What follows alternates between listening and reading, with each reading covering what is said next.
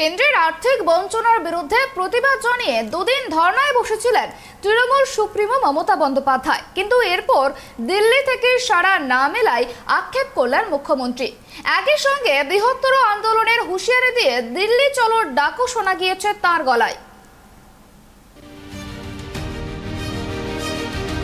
বৃহস্পতিবার ছিল রেড রোডে মমতা ধর্ণা মঞ্চের দ্বিতীয় দিন, অর্থাৎ শেষ দিন।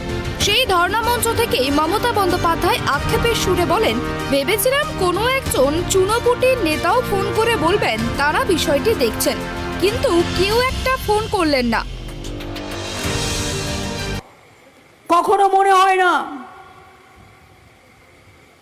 কুকুরের কাজ কুকুর করেছে, কামড় দিয়েছে পায়, তাই বলে কি কুকুরকে কামড়ানো মানুষের শোভা পায়?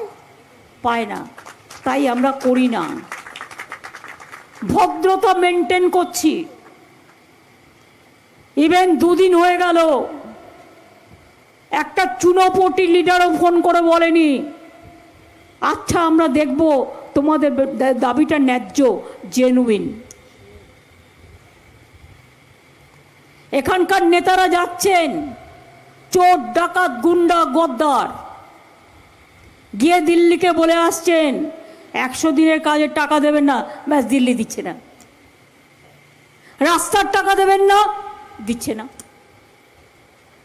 গ্রাম বাংলায় বাড়ি তৈরি করার টাকা দেবেন না, দিচ্ছে না। কে ভাই তুই? হরুদাস, হনুদাস, আগে ছিল হরিদাস, এখন হয়েছে হনুদাস।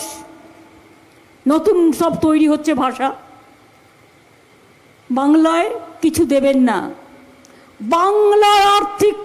বাংলায় অর্থনৈতিক অবরোধ করা হলে বিজেপি জেনে রেখো, আমরা তোমাদেরও কিন্তু অর্থনৈতিক অবরোধ করতে পারি, আমরা রাজনৈতিক অবরোধ করতে পারি, আমরা সাংস্কৃতিক অবরোধ করতে পারি, আমরা সামাজিক অবরোধ করতে পারি।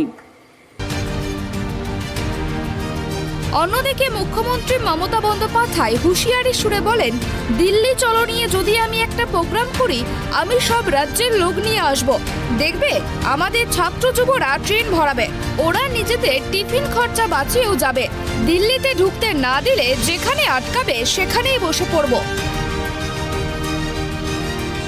দিল্লি চলো নিয়ে আমি যদি একটা প্রোগ্রাম করি, আমি সব রাজ্যের লোককে নিয়ে আসবো, আর আমাদের ছাত্র যুবরা ট্রেন ভরাবে।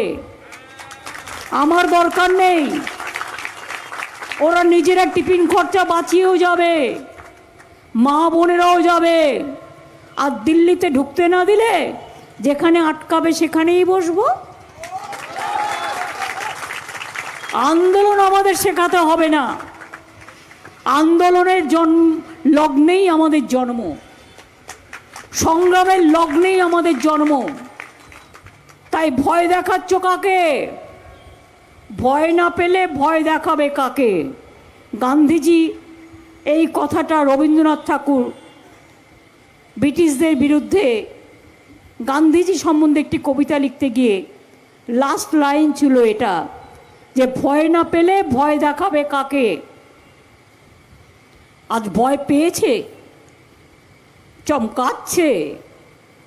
বাংলা ইলেকশন হলে 7 ফেজ, 9 ফেজ, কবে দেখবেন আবার 101 ফেজ করবে। কর্ণাটকে ইলেকশন হলে একদিন।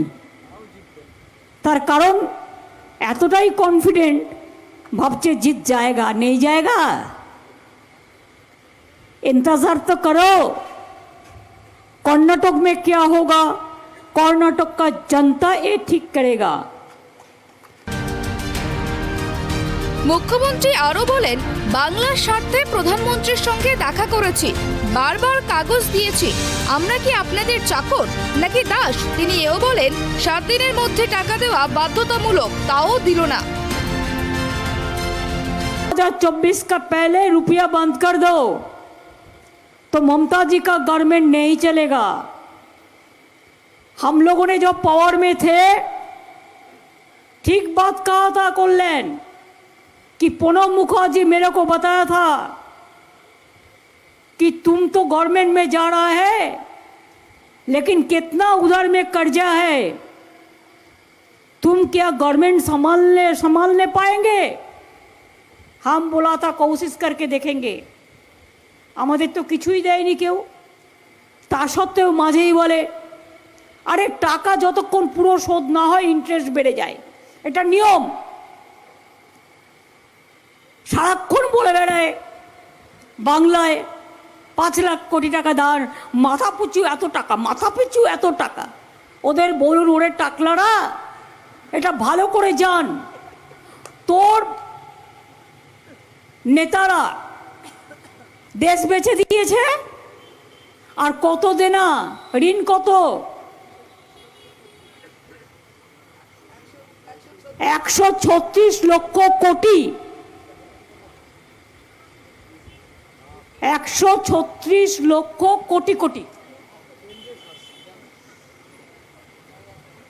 এই ভাগ কর, যতগুলো রাজ্য আছে 5 দিয়ে ভাগ কর, তাতে কত হয়? লক্ষ, কোটি কোটি, লক্ষ লক্ষ কোটি। যারা জমিদারি, একবার নোটবন্দি, তুগলকিরাজ, একবার নোটবন্দি, একবার জিএসটি। আমরা ভেবেছিলাম জিএসটিতে ভালো হবে, এ তো সব তুলে নিয়ে চলে যাচ্ছে। এদিন নাম না করে ফের কংগ্রেসের প্রাক্তন সাংসদ রাহুল গান্ধীর পাশে দাঁড়িয়েছেন তৃণমূল সুপ্রিমো। তিনি বলেন, আমি যতবার দিল্লি গিয়েছি আমার বাড়ির সামনে 4টে লোককে দাঁড় করিয়ে দিয়েছে, এমনকি বিদেশে যখন গিয়েছি তখন বাংলা গণহত্যা করেছি বলে 5টা লোককে টাকা দিয়ে দাঁড় করিয়ে দিয়েছে। কই সেটা করলে দোষ হয় না? আর বিদেশে গিয়ে কেউ যদি বলে আমরা গণতান্ত্রিক অধিকার প্রয়োগ করতে পারছি না, তার জন্য শাস্তি হয়ে যায়?